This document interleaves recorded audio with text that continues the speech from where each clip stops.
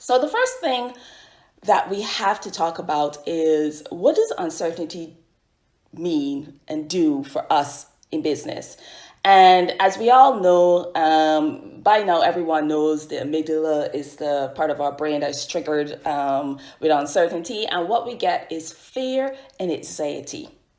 And when we are in periods of uncertainty like we are now, people can lose their minds. You can start to wonder, what does this mean for my company? What does it mean for me, my job? What does it mean for my future?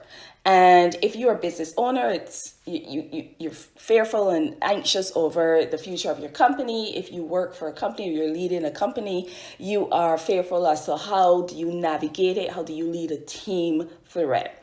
And an analogy for this would be if you're driving down the road and it's a deep fog.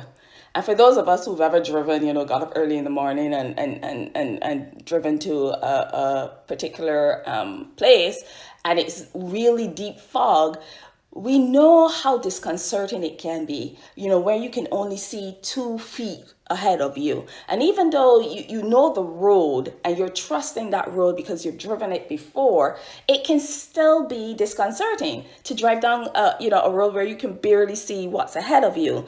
But when uncertainty hits, it's like driving down a road you've never driven on before in a heavy fog. And so you don't know when the road ends. You're trusting that the road is not going to end. You don't know when there's a dangerous bend, coming up, or a dangerous curve in the road. You're driving along the road, but you're uncertain, but you can't stop. You have to act. And so that's what uncertainty is. And I always liken it to about 5 years ago, there was a story on the news where there was an immense traffic jam on the highway. Blocked up for miles.